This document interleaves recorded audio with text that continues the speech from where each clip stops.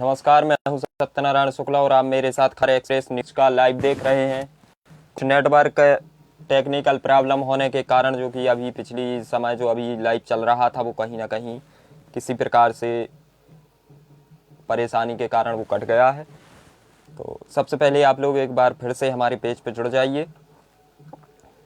और आज हम जो कि बात करेंगे वो करेंगे मध्य प्रदेश में ऑक्सीजन की कमी की, और भी जो तमाम चीज़ों की अव्यवस्थाएं हैं, सरकार की क्या व्यवस्थाएं हैं जनता के लिए, क्या तमाम चीज़ें हैं, उन सभी के बारे में आज हम जो कि ये बातचीत करेंगे। ये समय जो है वो बहुत ही संवेदनशील समय है। इसमें बहुत ही सतर्कता बरतने की आपको और हमें आवश्यकता है। हमें अनावश्यक अपने घरों से बाहर बिल्कुल भी नहीं निकलना है। तो इस लाइव के माध्यम से आज हम बात करेंगे। और जिस प्रकार से कोरोना वायरस ने पूरे प्रदेश और देश में कोहराम मचा के रखा है, वह स्थिति शायद आप सभी लोग न्यूज़ चैनल, समाचार पत्रों के माध्यम से देख ही रहे होंगे।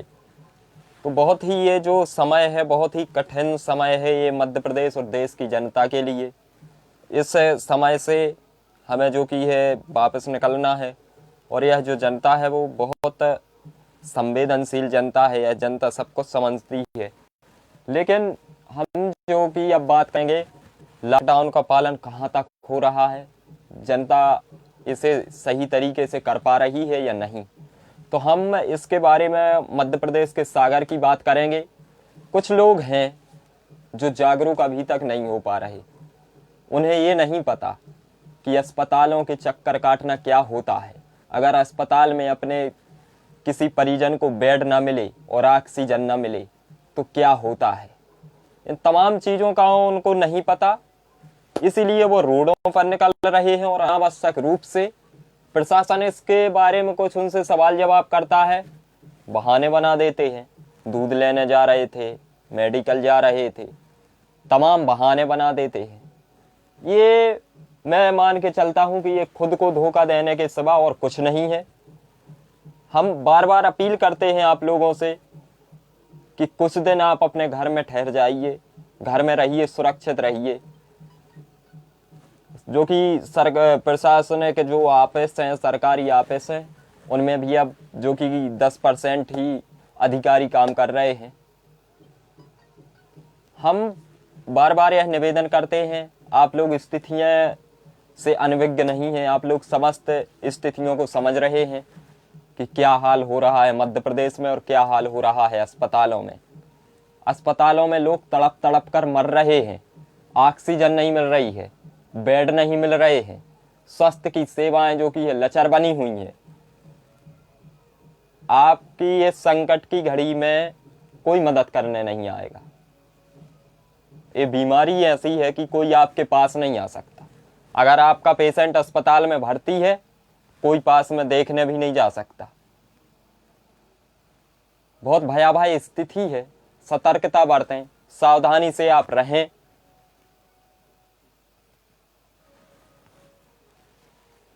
कितनी यौनियों के बाद ये जो कि है जिंदगी मनुष्य की मिलती है। 84 लाख जो कि 84 लाख अलग अलग प्रकार के जीव जंतु बनने के बाद हमें यह मनुष्य शरीर नसीब होता है। लेकिन हम इसकी कीमत नहीं समझ सकते। हमें कुछ काम नहीं है, गाड़ी उठाएंगे, पैदल चलेंगे, साइकिल चलाएंगे, रोडों पर निकलेंगे, मास्क अपन को लगाना नहीं है। कई स्थितियां, कई जो कि यह मामले सामने आ रहे हैं। बड़ी संवेदनशीलता के साथ इस समय में कि भाई 1-2 माह का जो समय है उसे जीने की आपको और हमें आवश्यकता है। इसे हम मजाक में नहीं लेना है। इसे हमें रोडों पर बाहर निकलने से जो कि है वो गर्व नहीं करना है कि हम तो रोड से बाहर निकल आए और हमें पुलिस ने नहीं रोका और प्रशासन ने नहीं रोका और किसी ने नहीं रोका। अगर आप बाहर निकलते हैं तो आप अपने आप को ही ये धोखा दे रहे हैं, ना कि पुलिस को, ना प्रशासन को। बहुत जो ये समय है बहुत संवेदनशील समय है। आपको इसमें बहुत जागरूकता और बहुत संवेदनशीलता से रहने का जो कि मौका है। और ऐसे आप खुद को होशियार समझ के रोडों पर ना निकलें। तमाम चीज़ें हैं। दूसरी बात, शादियों का भी जो डेरा है वो बहुत काफ़ी संख्या में देखने को मिल रहा है। सरकार से अनुमति होती है 20-25 लोगों की एक शादी में एकत्रित होने की, लेकिन जो लोग हैं वो बसों भर भर के बारातें जा रही हैं, जीपें भर भर के लोग जा रहे हैं। उन्हें नहीं डर।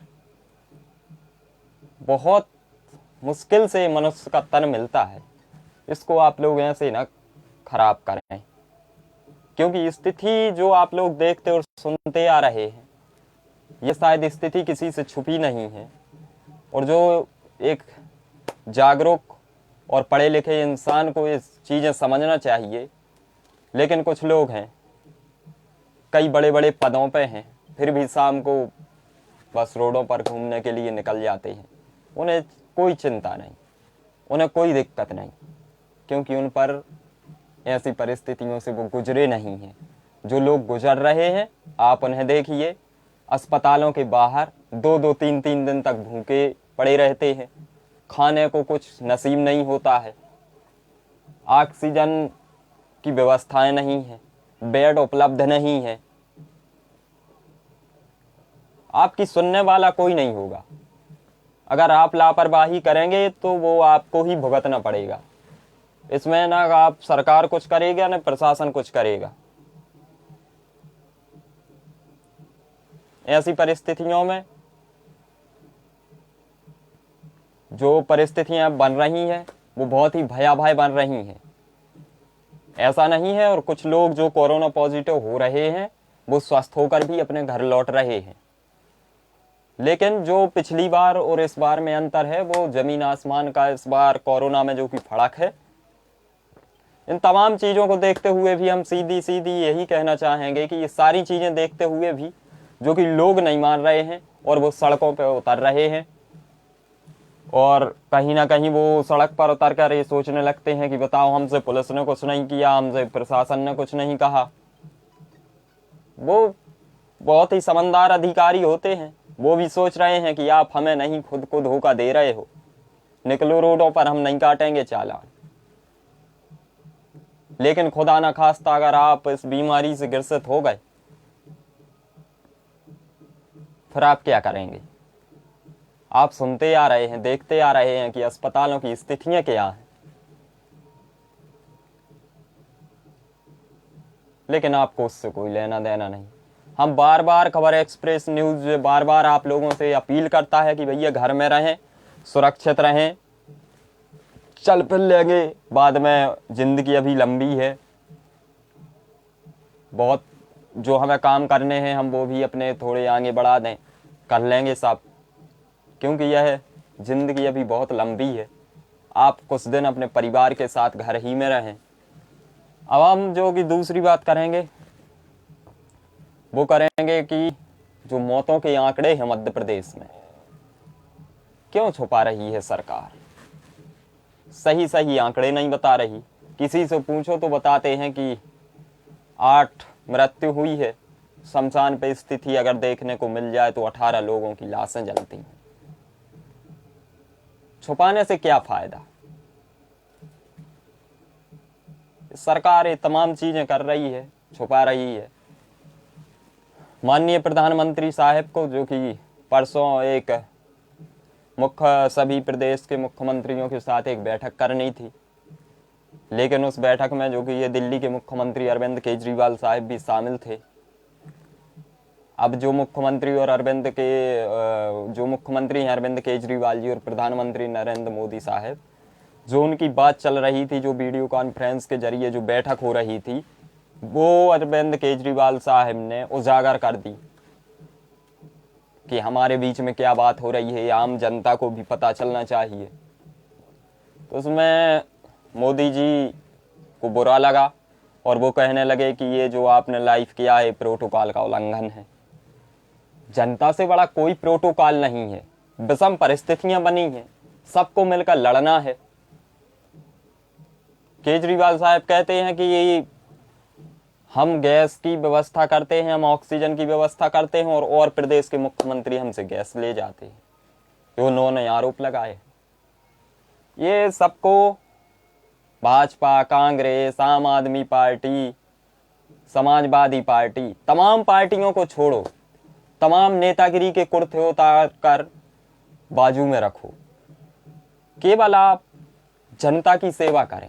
इस जनता को, लोगों को आपकी आवश्यकता है, आपकी सेवाओं की आवश्यकता है। ये तो बाद में होता रहेगा, चुनाव में देखा जाएगा कि क्या किसने कितनी सेवा की, किसको वोट देना है, किसको। ये सब राजनीति आप लोग बंद करें। कुछ लोग बयानबाजी कर देते हैं, अगर वो कोई बेडों की व्यवस्था और अस्पताल कोई बना लेता है, कोविड सेंटर कोई बना लेता है, लोगों की मदद करता है, तो वो लोग उस पर भी बयानबाजी करने पर उतारू हो जाते हैं।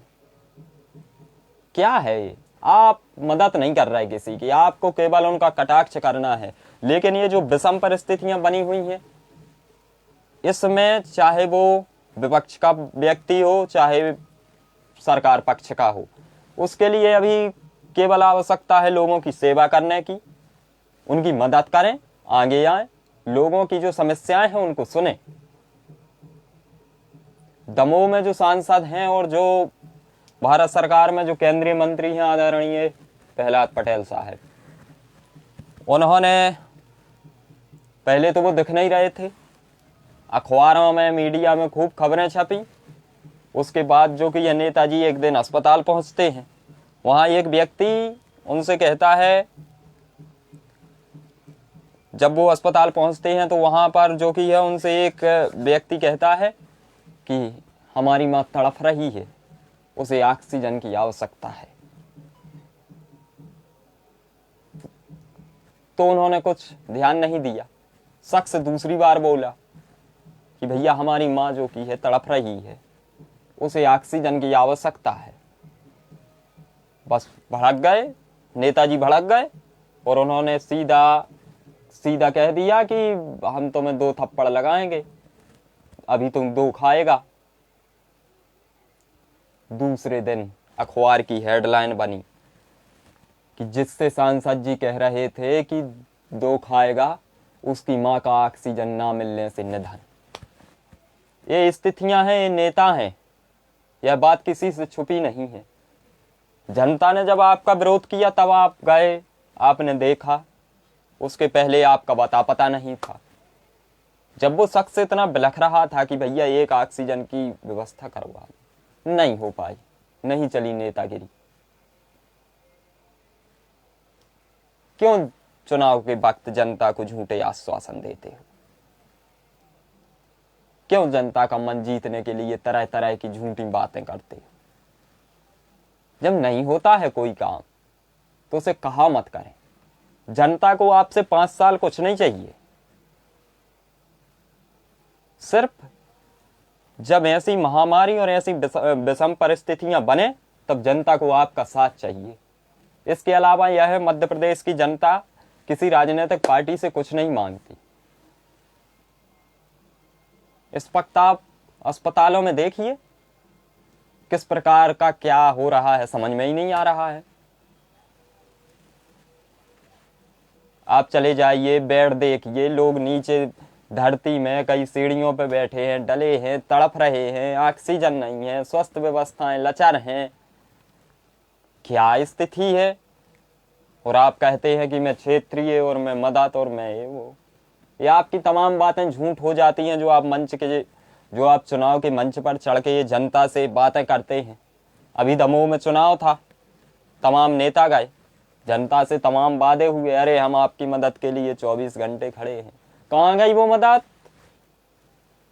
इसका आप हमें बताएं कि आपकी वो मदद कहाँ गई? क्या आपकी यही मदद है? क्या आपकी यही मदद है कि जब ऑक्सीजन की गाड़ी आती है तो जनता को खुद ही वो गैस सिलेंडर लूट के अपने अपने मरीजों को देने पड़ते हैं? ये आपकी मदद है?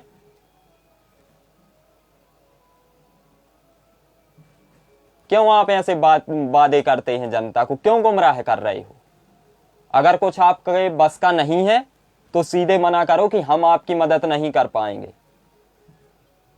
मत दिखाओ बैकग्राउंड पे, मत एक फोटो खिंचवा के डालो कि आज मैं फलानी जगह मैंने इसकी और वो और जमाने का, क्या मतलब है इसका?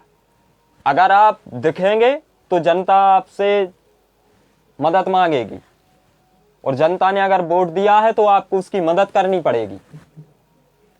क्या नेतागिरी है? विपक्ष मदद नहीं कर पा रहा। अगर सरकार पक्ष का कोई भी नेता कोई जनता की मदद कर देता है तो वो बिल्कुल तत्काल उस पर निशाना साध देता है। अरे 100 बेडों की अस्पताल बनवाई, फिर उसमें 105 होने चाहिए थी, ये तो उनका वो है, तो उनकी सरकार है। क्या तमाशा है? आप मदद करें ना लोगों की जितनी बन सके। अगर आप ये नहीं कर सकते हैं तो हम फिर यही कहेंगे कि राजनीति के कुर्ते को उतारें और साइड में रखें और आराम से घर के कूलर, पंखा, एसी वेसी चालू करके सोएं, क्योंकि यह जनता इस समय है जो बहुत मुसीबत में है। उन परिजनों के आप दिल से पूछे जो अस्पतालों के बाहर बैठे रहते हैं, उनके ऊपर क्या गुजर रही है, आज तक किसी ने हाल नहीं जाना। कितने दिन से वो भूखे हैं, अपने मरीज को कब लेके आए थे, क्या स्थितियां हैं, इससे आपको कोई लेना देना नहीं है। बस आपको तो अपनी राजनीति, इस स्थिति में तो छोड़ दो, इस स्थिति में तो ना लोगों को परेशान करो।